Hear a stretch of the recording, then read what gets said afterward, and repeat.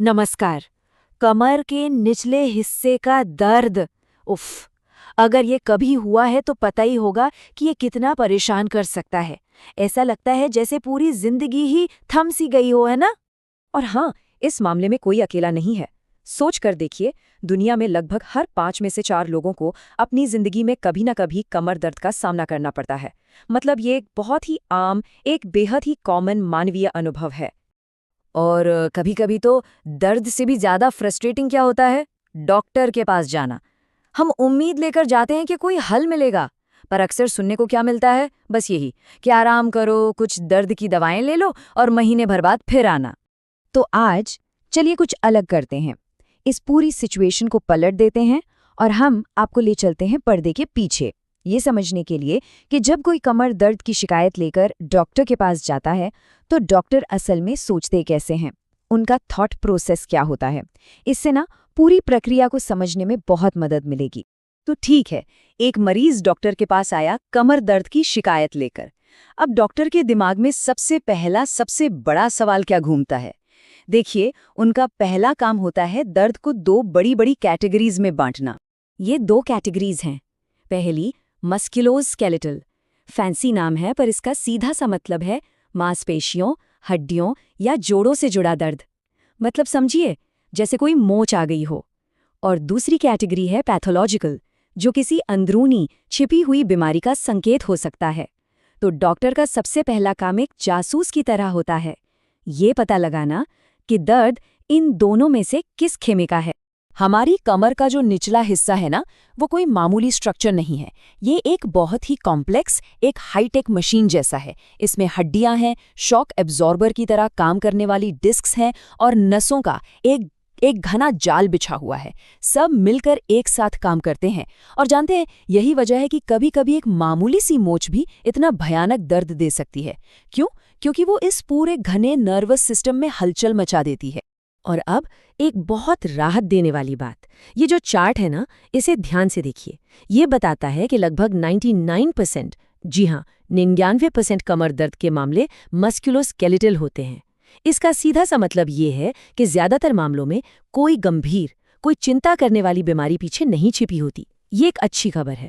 तो सवाल ये उठता है कि डॉक्टर्स उस बचे हुए 1% मामले का पता कैसे लगाते हैं, वो दुर्लभ केस जहां कोई गंभीर बात हो सकती है। इसके लिए वो कुछ खास चिंताजनक संकेतों, या जिन्हें मेडिकल भाषा में रेड फ्लैग्स कहते हैं, उनकी तलाश करते हैं। ये वो सुराग हैं जो किसी बड़ी समस्या की तरफ इशारा कर सकते हैं। तो चलिए इस जासूसी चेकलिस्ट को करीब से समझते हैं। तो ये है वो 7 रेड फ्लैग्स जिनकी डॉक्टर तलाश करते हैं। पहला, दर्द की अवधि, यानी वो कितने समय से है। दूसरा, उसकी तीव्रता, कि वो कितना गंभीर है। फिर सिस्टमिक लक्षण, जैसे बुखार वगैरह। चौथा है उम्र। पांचवा, वजन का घटना। छठा, शरीर में अकड़न। और सातवां, नसों से जुड़ा कोई संकेत। ठीक है, तो अब एक एक करके इन सबको डिटेल में समझते हैं। पहला रेड फ्लैग है समय। सोचिए, हमारे शरीर की अपनी एक अंदरूनी हीलिंग क्लॉक होती है ना? ज्यादातर जो मांसपेशियों वाली चोटें होती हैं वो 6 हफ्तों के अंदर अंदर ठीक होने लगती हैं। लेकिन अगर दर्द इस डेडलाइन को भी पार कर जाए और उसमें कोई सुधार न दिखे तो डॉक्टर का दिमाग खटकता है। वो सोचते हैं कि शायद शायद यहाँ मामला सिर्फ एक मामूली खिंचाव से कुछ ज्यादा है। दूसरा संकेत है दर्द की तीव्रता, या कहें कि उसका पैटर्न। देखिए, जो नॉर्मल मांसपेशियों का दर्द होता है ना, वो अक्सर लहरों की तरह आता जाता है। कुछ दिन बेहतर होते हैं, कुछ दिन खराब। लेकिन अगर दर्द का ग्राफ सिर्फ एक ही दिशा में जा रहा हो, ऊपर की तरफ, मतलब वो लगातार धीरे धीरे और खराब होता जा रहा है, तो ये एक चेतावनी हो सकती है।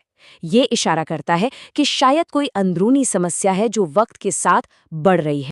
तीसरा रेड फ्लैग है सिस्टमिक लक्षण। इसका क्या मतलब है? इसका मतलब है कि शरीर कुछ और भी संकेत दे रहा है। जैसे मान लीजिए कमर दर्द के साथ साथ बुखार आ रहा है या रात में पसीना आता है। ये डॉक्टर के लिए एक बहुत बड़ा क्लू है। ये बताता है कि शरीर अंदर ही अंदर किसी चीज से लड़ रहा है। हो सकता है कोई इन्फेक्शन हो, जो बहुत ही रेयर केस में रीढ़ की हड्डी तक पहुंच सकता है, खासकर उन लोगों में जिनकी इम्यूनिटी थोड़ी कमजोर। चौथा फैक्टर है उम्र। देखिए, 50 साल की उम्र के बाद शरीर में कई बदलाव आते हैं, और इस उम्र में अगर कमर दर्द शुरू हो तो डॉक्टर थोड़ा ज्यादा सतर्क हो जाते हैं। क्यों? क्योंकि इस उम्र में कैंसर या फ्रैक्चर जैसी कुछ गंभीर वजहों का खतरा थोड़ा सा बढ़ जाता है। खासकर महिलाओं में मेनोपॉज के बाद ऑस्टियोपोरोसिस यानी हड्डियों के कमजोर होने की वजह से फ्रैक्चर का रिस्क भी बढ़ जाता है। 5वां रेड फ्लैग है वजन का घटना। और ये वो वजन नहीं है जो डाइटिंग या एक्सरसाइज से कम होता है। ये है बिना किसी वजह के, बिना कोशिश किए वजन का कम होना। ये एक बहुत बड़ा संकेत हो सकता है। जानते हैं क्यों? क्योंकि जब शरीर किसी गंभीर बीमारी जैसे कि कैंसर से लड़ रहा होता है तो वो बहुत ज्यादा एनर्जी खर्च करता है। और ये एनर्जी कहाँ से आती है? शरीर के अपने फैट और मसल से। नतीजा, वजन तेजी से गिरने लगता है। छठा संकेत है अकड़न। लेकिन रुकिए, ये वो वाली अकड़न नहीं है जो सुबह उठने पर थोड़ी देर के लिए महसूस होती है। हम बात कर रहे हैं एक बहुत ही गंभीर अकड़न की। ऐसी अकड़न जो रीढ़ की हड्डी को लगभग जामी कर दे, मूवमेंट को बहुत मुश्किल बना दे। ये एंकाइलोजिंग स्पॉन्डिलाइटिस जैसी ऑटो इम्यून बीमारियों का एक लक्षण हो सकता है। इसमें होता क्या है कि शरीर का अपना इम्यून सिस्टम गलती से अपनी ही रीढ़ पर हमला करने लगता है, जिससे हड्डियां आपस में जुड़ सकती हैं। इसीलिए इसे जल्दी पकड़ना बहुत जरूरी होता है। और अब 7वां और शायद सबसे जरूरी रेड फ्लैग, नसों पर असर। अगर पैरों में सुन्नपन या कमजोरी महसूस हो रही है, या फिर ब्लैडर या बाउल पर कंट्रोल खोने जैसी कोई समस्या आ रही है, तो इसे बिल्कुल भी नज़रअंदाज नहीं करना चाहिए। ये एक मेडिकल इमरजेंसी हो सकती है। इसका सीधा मतलब है कि रीढ़ की हड्डी से निकलने वाली जरूरी नसों पर बहुत ज्यादा दबाव पड़ रहा है, और अगर इसका तुरंत इलाज न किया गया तो ये परमानेंट डैमेज भी कर सकता है। तो ठीक है, हमने इन 7 रेड फ्लैग्स के बारे में जान लिया। अब सबसे जरूरी सवाल पर आते हैं जो शायद सबके दिमाग में चल रहा होगा। इन सब जानकारी का आखिर मतलब क्या निकालें? क्या चिंता करने की जरूरत है? मतलब, अगर इनमें से कोई एक संकेत भी किसी में मौजूद है, तो क्या ये घबराने वाली बात है? क्या ये किसी बड़ी प्रॉब्लम का पक्का सबूत है?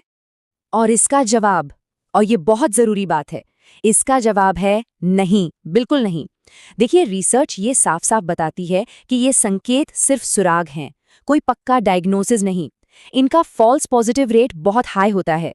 मतलब कई बार ये बिना किसी गंभीर कारण के भी दिख सकते हैं।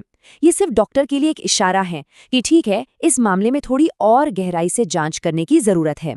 तो इस पूरी बातचीत का मकसद किसी को डराना या खुद से ही डायग्नोसिस करने के लिए उकसाना बिल्कुल नहीं है। नहीं, इसका मकसद है जानकारी देकर सशक्त बनाना, ताकि अगर इनमें से कोई संकेत नजर आए तो पैनिक करने की बजाय शांति से एक प्रोफेशनल डॉक्टर से जांच कराई जा सके। यही सबसे सही कदम है। और आखिर में बस एक बात याद रखनी है, असली मकसद किसी बीमारी का ठप्पा लगाना नहीं है। असली मकसद है अपने शरीर के संकेतों को समझना, क्योंकि ये समझ ही हमें वो ताकत देती है जिससे हम डॉक्टर से बेहतर सवाल पूछ सकते हैं, अपने लिए बेहतर निर्णय ले सकते हैं और अपनी सेहत का बेहतर ख्याल रख सकते हैं।